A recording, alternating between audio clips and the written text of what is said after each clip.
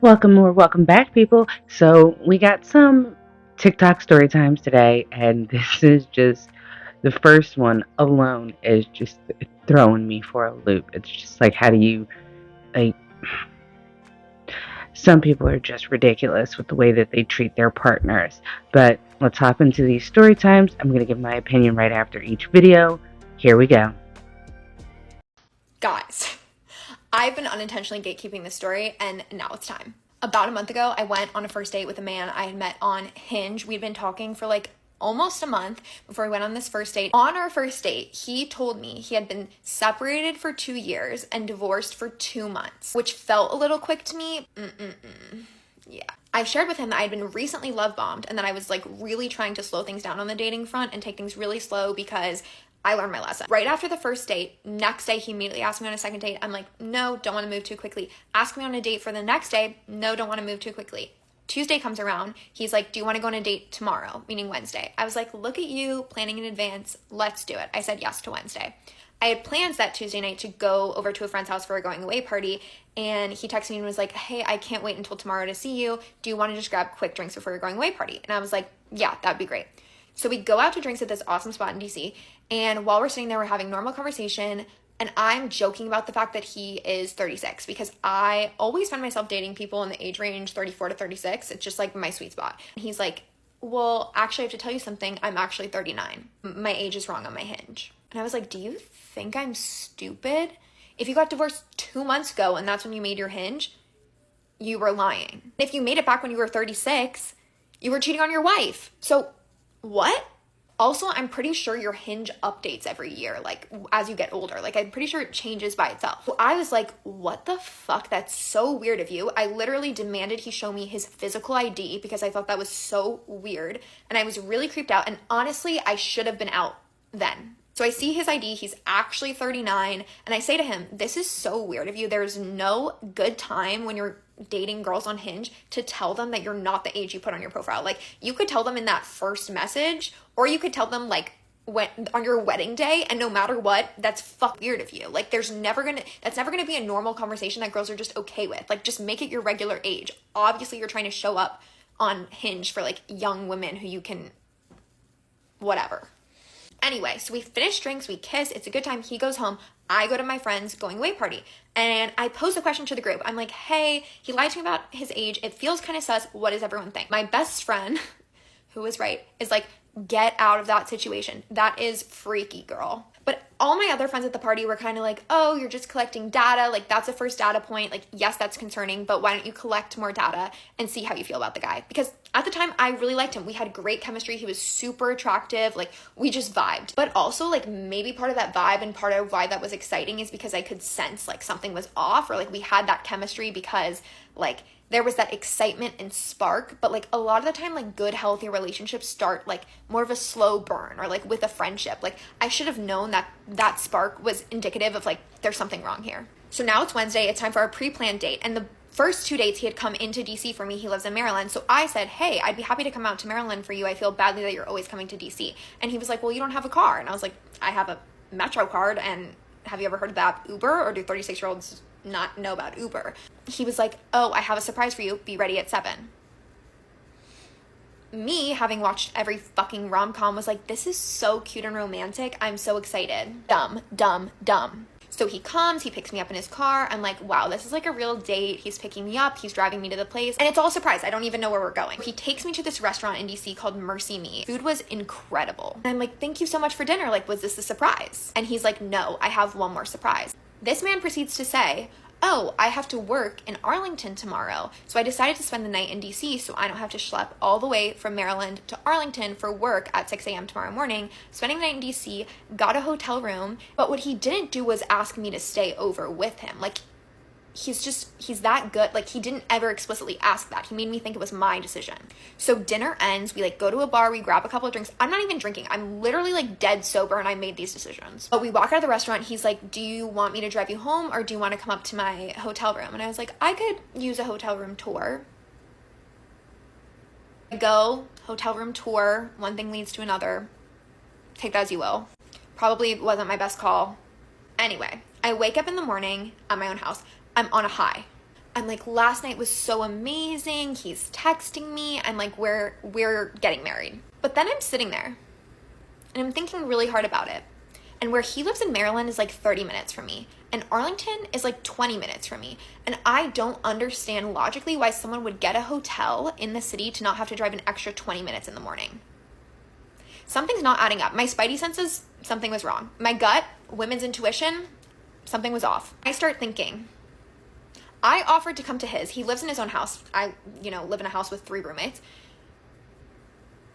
The only reason I wouldn't want someone to come to my house would be if I was still living with my wife. So that activates the crazy in me. And I go to the internet and I pay for a background check, $25. Highly recommend doing that. Honestly, do it before your first dates. I should have done it way, way back. And I find every single thing about this man, right? Like his entire family, every address he's lived in since his college dorm, every traffic citation he's ever gotten, every piece of dirt on this man. And you know what isn't there? Divorce papers. So I start freaking out. I'm like, why are there no divorce papers? Could they be sealed? Like, are divorce papers even public record? I've never been divorced. I call the Maryland County court system and I ask them, hi, do you have any divorce records under his name and his wife's maiden name? They don't have any. I say, can you tell me if there's a sealed record under either of their names? They say, yes, we can tell you if there's a record, but we can't tell you what's in it. I said, awesome. Do you have records under either of these names?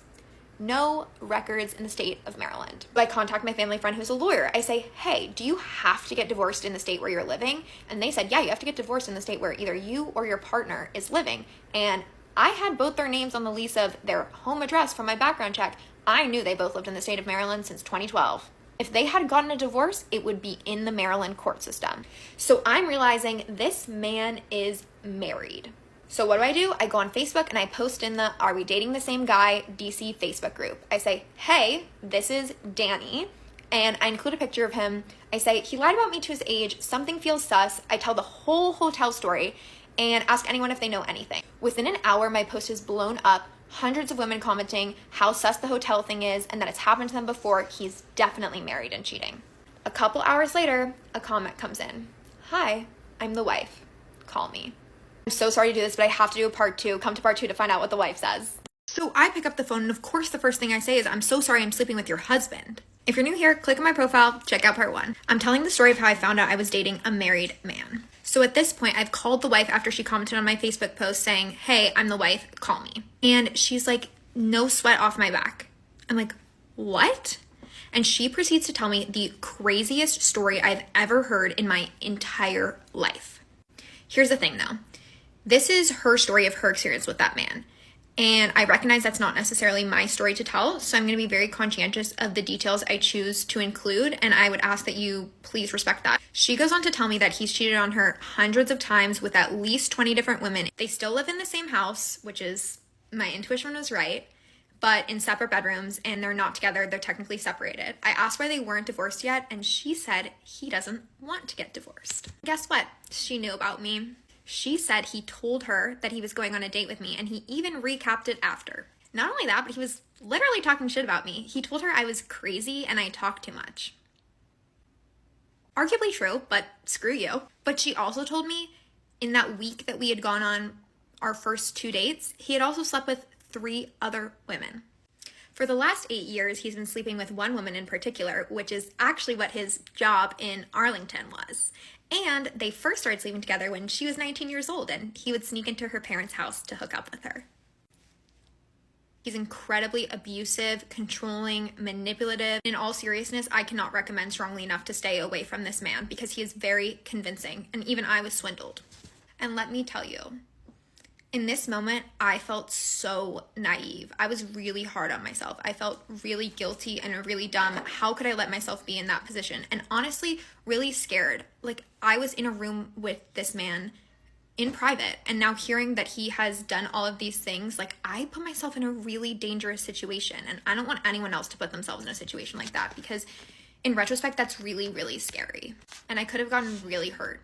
And I think the other thing about this that I've taken away is that I'm feeling really jaded because how can I ever go on a date again? I talked to this man for a month. We went on 3 dates. I really felt like I had started to know his character and his intentions. And How can I ever trust someone again after this experience? I've paused all my dating apps. Like, I will not be dating for the foreseeable future. I sent him a long series of explicit voice memos. I tried to post them previously. TikTok took it down, understandably, for bullying and harassment. Yeah, I blocked him on everything. I told him then and there that I was about to post his name all over the internet. Here it is if you need it. Because really my intention with this is to protect other women. As funny as my last story time is, which it is, it's funny, it's a crazy ride, it's also a story about trusting your gut and trusting your intuition. Women's intuition is never wrong, and we will always find out. That's one thing about us women. I reported him to Hinge, and as far as I know, they've shut down his account.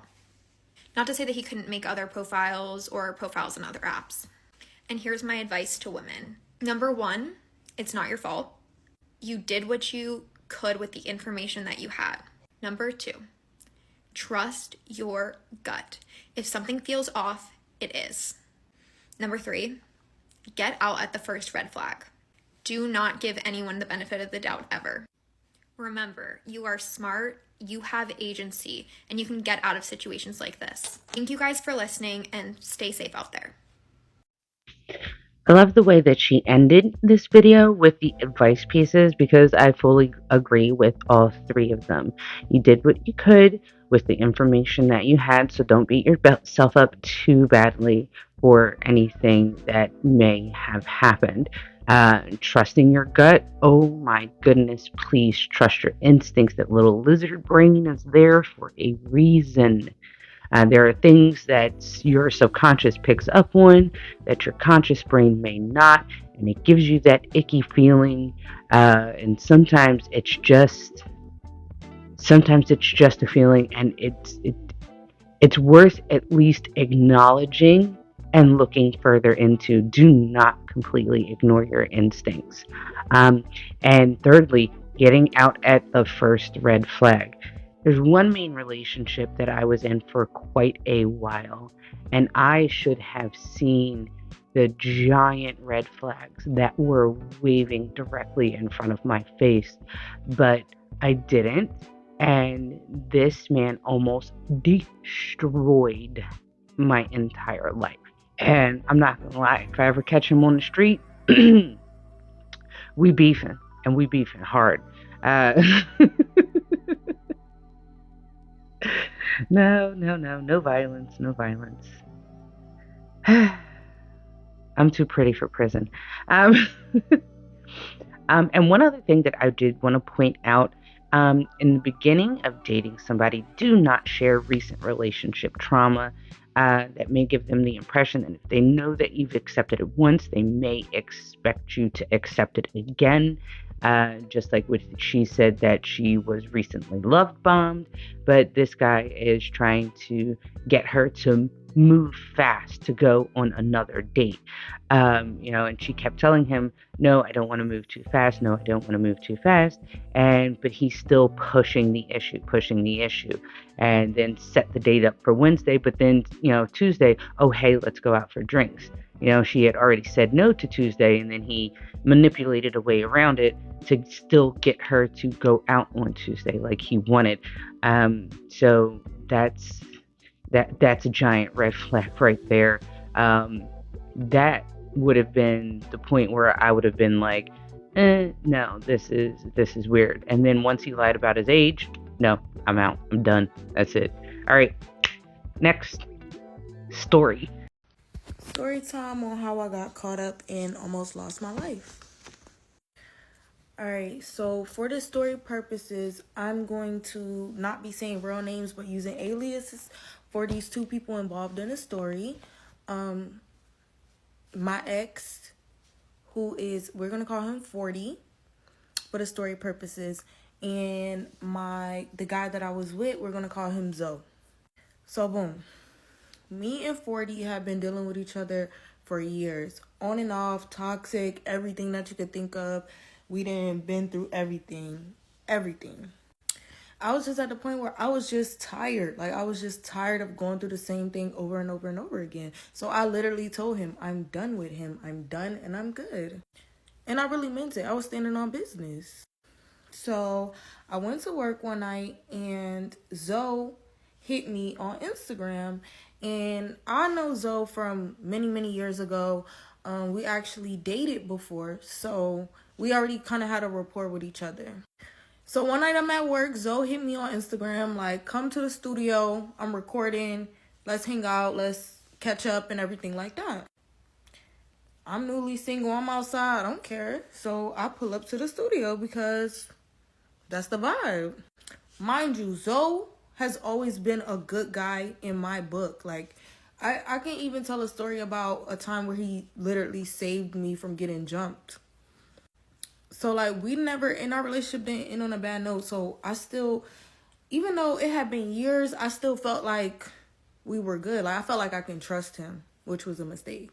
So, that night, I go to the studio, and he ends up coming home with me. I went to the studio at probably like 2-3 o'clock in the morning. By the time we got to my house, it probably was like 5, almost 6 o'clock in the morning, you know? So I don't know if 40 called me this night or not. If he did, I did not answer or whatever like that. So, yeah, we went back to my house. Everything was cool.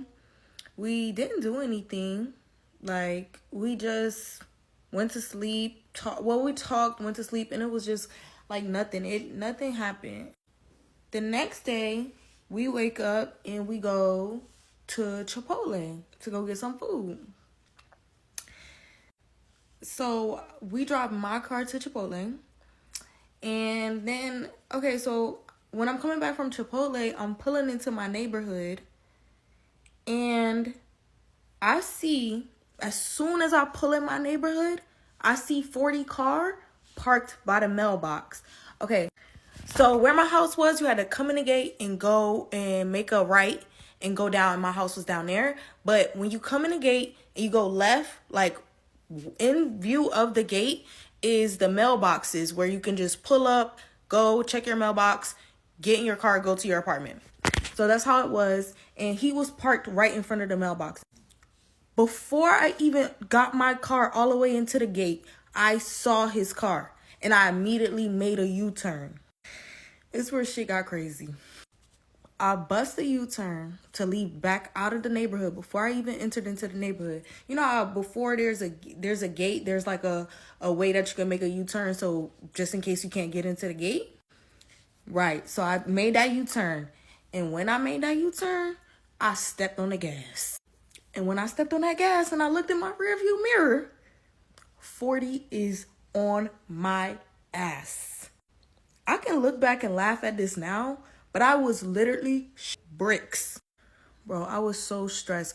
Mind you, Zoe's in a car. He's laid back in the seat and he's talking on the phone with his homeboy. So I didn't want to alarm him. I didn't tell him nothing. I didn't say anything. I just didn't go home. And he was looking kind of weird, but he really didn't say nothing because, again, like I said, he was on the phone. So I start driving really fast and I'm panicking. I just start panicking. I'm like, fuck, I'm driving. Like, he starts to peep like, what's wrong with you? Like, why are you driving like that? Why are you acting like I don't say anything. Because I forgot to mention, Zoe got a blicky on him. And he's not scared to use. He's not. First of all, he's physically intimidating. He's a big, black, buff nigga. And he's not scared of nothing. So I didn't want to alarm him to the situation because I thought I could just drive away, get away from him, and everything would be okay. I thought wrong. When I'm driving, I'm looking in my rear view. I could see him getting closer and closer. And then I come up to a red light and I have to stop. I don't have a choice but to stop. I literally stop my car at the red light, look in the rear view, and I see 40 getting out of the car and trying to come to my car. I ran the fuck red light. I wasn't able to find a part two to this story, but oh my goodness, as it stands right there, like the fact that she had to run a red light just to guarantee her safety, that is wild. Like, what was this dude going to do when he got out of the car? And then, knowing what the guy was like that was in the car with her, there may have been some kind of altercation. So, not only to save herself, but save this other man from having some kind of altercation where this may have not panned out very well for anybody involved. Given the choice, I probably would have run the red light too. Next story.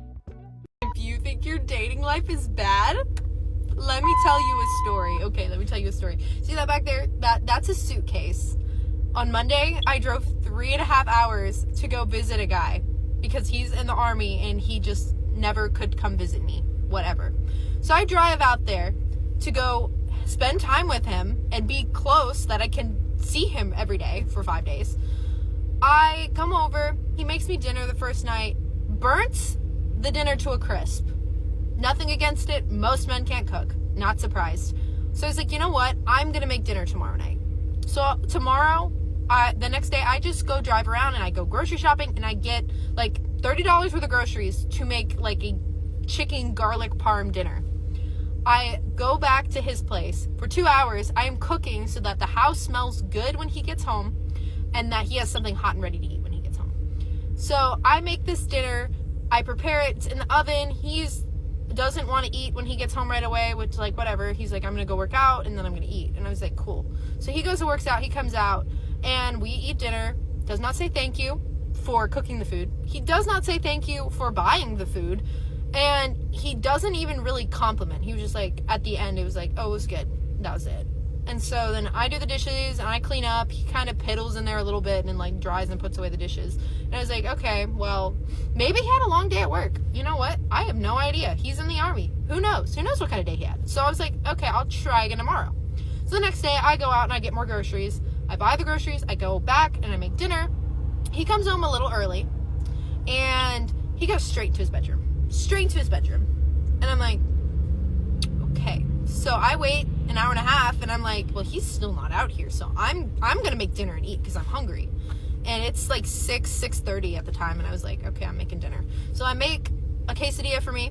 I make extra and put it in the microwave for him. He comes out like 45 minutes later after I finish eating. I've already washed my dish and put it away. And I'm just sitting on the couch talking to a friend. He literally, I was like, hey, dinner, I made dinner, it's in the microwave for you. And he was like, cool. Goes in, grabs it, literally walks right back to his bedroom. Right back to his bedroom and sits in there and eats the quesadillas that I made by himself. And I know I'm really worked up about it because right now it is 10:30 at night and I am going home a day early because I'm not doing this. I'm going to be home at 1 a.m. I don't care. So he comes back out and I was like, so what'd you think of it? And he was like, it was good. Tasted like an actual quesadilla. It tasted like an actual quesadilla because it was an actual quesadilla, okay? It was an actual quesadilla. I was like, okay, whatever. It's fine. I'm not making dinner tomorrow night. I'm just not doing it. I'm not spending more money on this ungrateful man. So he comes back from work and he's like, hey, what you been doing? You just been chilling today? I'm like, yep, just been chilling. Calling people back home, they're checking in on me, whatever. And he was like, okay, I didn't know if you made dinner or anything. I'm like, no. I made dinner. No, I did not. So I was like, do you want to watch a movie tonight? And he was like, well, I think I'm going to just work out and make some dinner. And I was like, okay, cool. So he works out, he burns something in the kitchen for dinner. And I'm literally like waiting to see if he's done and we can watch a movie. He goes back to his bedroom like a troll, like a hermit. And so I go and I sit on the couch and I'm like, you know what? I'm going to watch a movie. So I walk out there to go sit on the couch and select a movie. And I hear this man in his bedroom talking to another woman. And I literally have the receipts on this, but he's literally in his bedroom playing a game, talking to another woman. And like the first night that I came over, he was like, I'm going to go back and play my game. And I'm like, I wonder if he's just been talking to this chick the whole time. So I was like, I was on the phone with my friend. I said, you know what? I'm leaving. I'm going to just make up some crappy story and I'm leaving. So I packed up all my stuff. I put it by the door And I knocked on his door, and I hear him, oh, hold on a second, somebody's knocking at my door. I'm gonna hang up and I'll call you back. I'm like, somebody is me, that person that drove 3.5 hours and took time off work where she could have been earning money to spend time with you. Yeah, that's that someone. So he opens the door and I'm like, hey, my mom's having a medical emergency. She's in the ER. I gotta go home. Total lie, super fabricated. I mean, I really should have just told him straight up that I think you're boring. I think you have no manners. And why are you talking to another girl in your bedroom? Like, while one is sitting on the couch, literally in your own home. So yeah, I am currently driving home. I am set to arrive at around 1:30 a.m. back in Mississippi. I'm so sick of dating. I'm so sick of dating because I don't know what it is about me, but I just attract the douchiest men. Like, the douchiest men. And this is terrible. At least I have enough self-worth, I think, to leave. I'm not gonna stick around, but like, at the same time, why does this keep happening? What did I do? What did I do wrong? I was never messy. I cleaned his house while he was at work. I swept the floors. I cleaned the kitchen. I cleaned the plastic he burnt off his stove the night before. I cleaned his bathroom. Like, what am I doing wrong? And I'm like, I might be doing too much, honestly. I might be doing too much. It's not that I'm not doing enough. But like, I'm a traditional kind of gal. Like, you open the door for me. You carry my bags. Like, you say thank you if I cook for you. You should want to spend time with me. Otherwise, I don't know why we're even considering dating. Like, this is just, it's bad. It's bad. Anyways, that's my rant. So if you think your dating life sucks, mine's probably worse. It's not that bad because I always get out of it, but like, this keeps happening. And this one is the worst because I actually drove here. He would not even come to visit me. He would not come to visit me first. And I drove here. I spent my gas. I spent my money on groceries. I spent my time cooking and cleaning. And yeah, this is what it has amounted to. So I blocked him, so he's hopefully not going to see this video. But if he does, dude, you got to step up your game because you suck. You are boring. We're so boring. And you need some serious manners, and I don't think you're ready to date because I don't think you know how to treat a woman, or you're just a player and a cheater. So, yeah, I'm disgusted with dating. So the next guy that takes me on a date better impress me, or I might be an old hag that lives by herself with her farm animals. I'm just like, ah! I was literally shaking when I knocked on his door and I was picking up my bag sleeve because I was like so upset. I was like, this is bad. So yeah, that is my fun story. I wish it was fake, but I don't even think I have the creative juices to create something like that in my head. But yeah, dating sucks. So I have a lot of thoughts for this last story. The first one being, okay, with the beeping that's in the video, I had to actually pause it several times and check and make sure that it wasn't my smoke detectors that were beeping like that, because it sounded like a smoke detector battery dying. That, you know, that beep that's there. I have no idea what beeping that is since she's in a car. But that threw me off. So first of all, the first night where he burnt the food, either he is a really bad cook or that was intentional to try to get you to cook without actually asking you to cook for the rest of the nights. And then the next night when you made something nice, but something simple, and he didn't really acknowledge it. And then the next night you made something, simple again, and he also didn't acknowledge it and didn't spend the time with you. That was also intentional. He's trying to get you without asking you to step up your game. These are manipulation tactics. This guy is just all kinds of, disrespectful. You keep saying that like he's boring. He's not boring. He's disrespectful. He let you sit in his house when you drove 3 hours to go visit him and to go stay with him for a couple of days, and then to stay in his room. I would have been gone after hour 2 of him staying in his room. I'm specifically here to spend time with you. If I'm not spending time with you, then what am I here for? We're not getting to know each other any better. We're not talking about anything. You're just staying in your room. Like, I can see where, like, you know, if that's a long-term relationship and stuff like that, like, me and my boyfriend, like, you know, that we'll spend hours, like, in different rooms of the house, but we've been together for 6 years.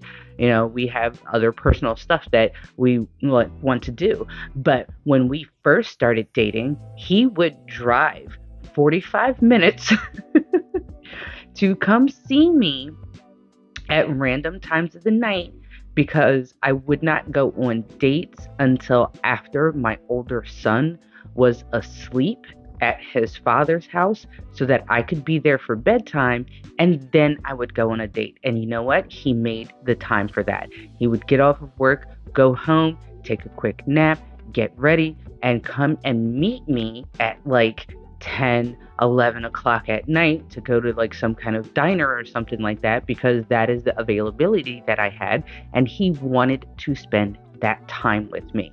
When guys want to spend the time with you, they will make the effort to do so. This guy is making absolutely zero effort, and you're still giving him all of your effort by doing these things. Last thing, you should not have lied to leave that situation. You should have said exactly why you were leaving, because then two things. One, you're just giving him an out. You're giving him an out. It's not his fault. It's not your fault, blah, blah, blah. No, it is his fault, and let him know that. Second reason why you should have let him know is that, you know, for your own personal reasons.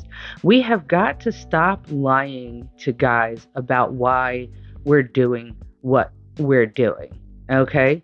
Just let them know straight up, like, no, I don't like this behavior. Because if you make up a lie, then, you know, they think that, oh, that's the reason why, and they'll keep doing the things that they're doing. So for our sake, just don't lie to them. Let them know exactly what it is that they're doing wrong, so that, you know, if they want to, they can correct the behavior. And if they do it again, well, guess what? That means that they don't want to correct the behavior. So, whatever, let them go. Giant walking red flag douche this guy is. All right, well, that's the end of this video. Thank you anyone who is still watching. I'm going to keep it at just the voice recordings for just now. Got a few things going on, holidays coming up and stuff like that. I think I've mentioned it before. I also run, my small business. There's going to be some things going on. I'm trying to get everything ready so that I can open up my online store. And then, of course, I also have my regular 40 an hour a week job. You know, it is what it is. We're gonna keep pushing through, keep pushing out these videos, at least be able to, you know, talk to you guys. Thanks again for anyone who's been here for this long. Please like, comment, and subscribe, and bye.